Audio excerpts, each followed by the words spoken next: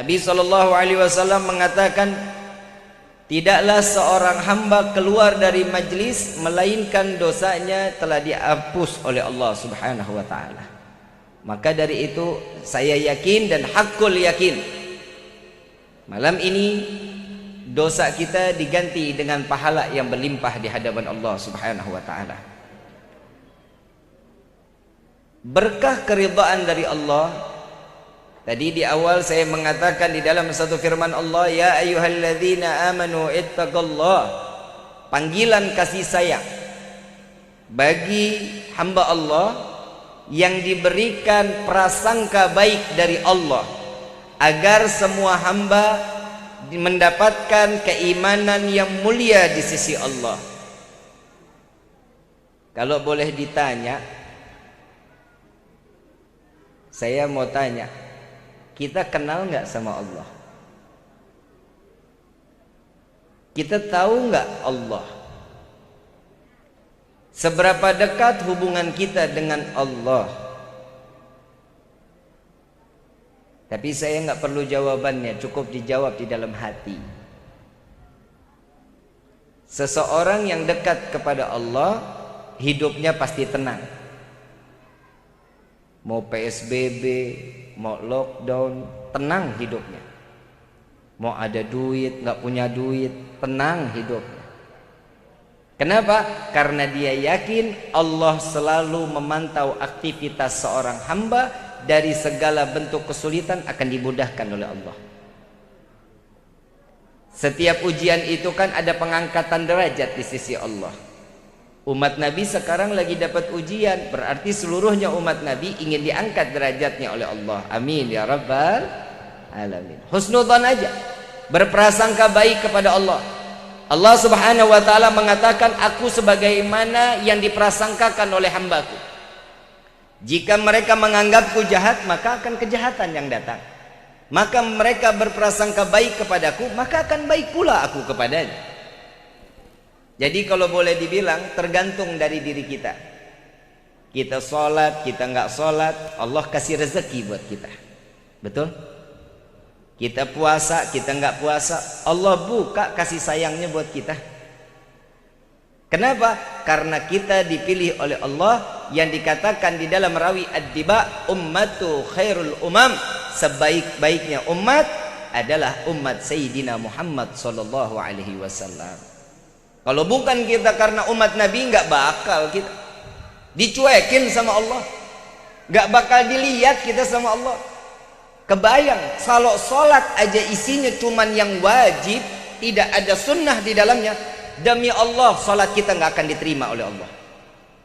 Habib kok begitu ngomongnya? Iya memang. Sekarang kita introspeksi diri. Begitu kita kan janji sama Allah, inna salati wa nusuki wahmayaya lillahi rabbil. Saat itu sudah keluar dari lisan kita, saat kita membaca Al-Fatihah, pikiran sama hati kita ketemu sama Allah apa enggak? Enggak usah dijawab, dalam hati aja. Malu kalau dijawab mah. Saat kita ruku, itu yang diingat perendahan diri kita di hadapan Allah, atau sesuatu yang kita lihat di hadapan, di bawah, yang ada di bawah kita? Nggak usah dijawab, cukup di dalam hatinya aja.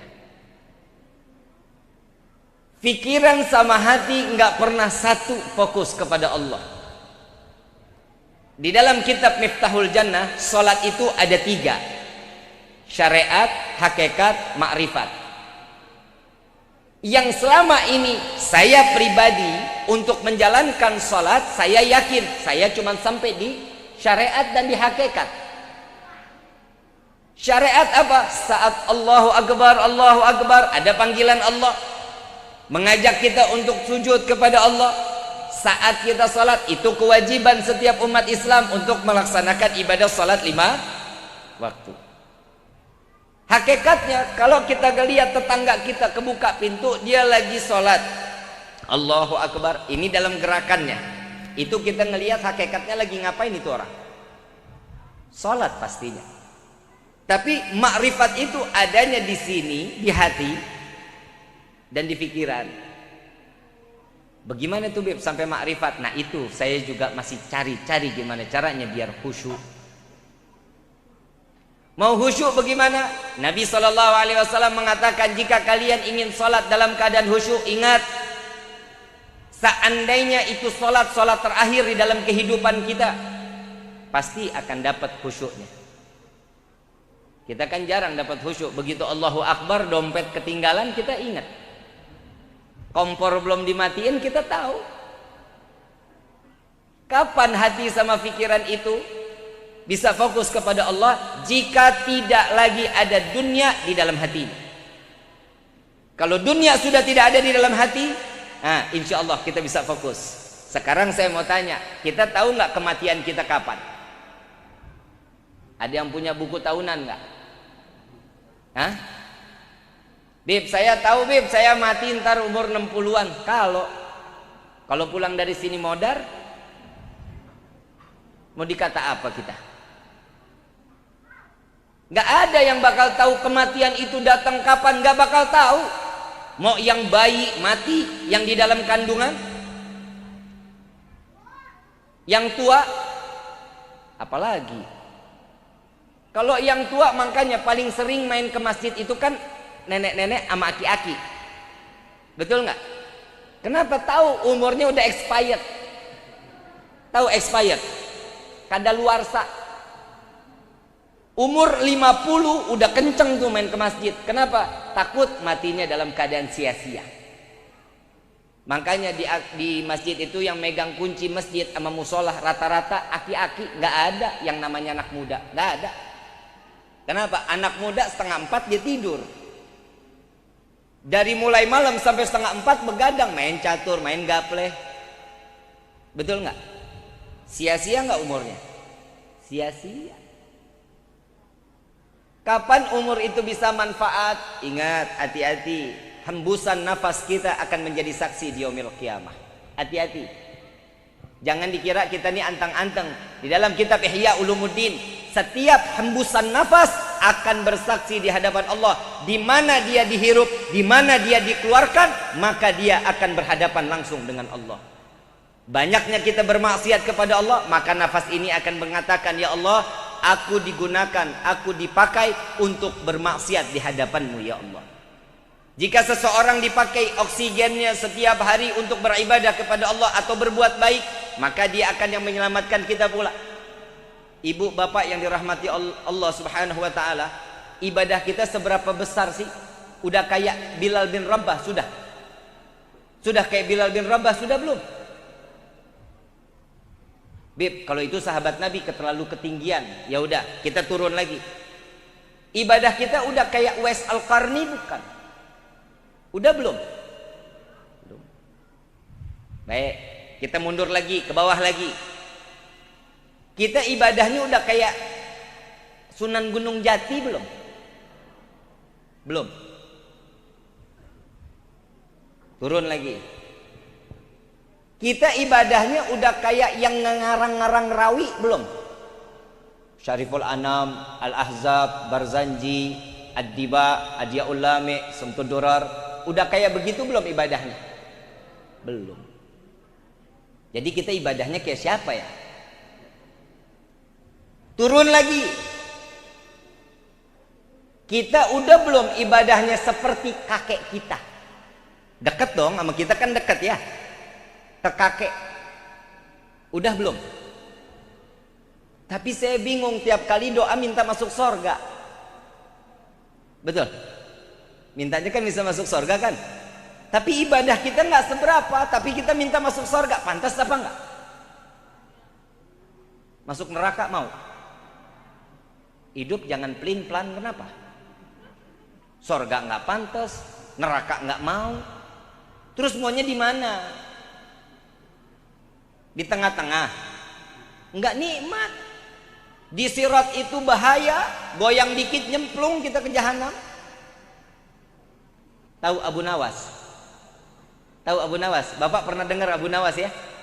Kalau kita punya teman akalnya banyak, kita bilang nih otaknya otak Abu Nawas nih orangnya. Betul? Abu Nawas itu wali min auliyaillah. Seorang yang mendapatkan ilham langsung dari Allah, saking cerdasnya, setiap permasalahan pasti ada jalan keluarnya. Kalau kita, kalau ada masalah larinya kemana? Hah? Pegadaian. Tahu pegadaian? Mengatasi masalah tanpa masalah. Abu Nawas setiap hari, nah, apal nggak doanya Abu Nawas? Ila sulil firdausi a'la wala wa naril jahimi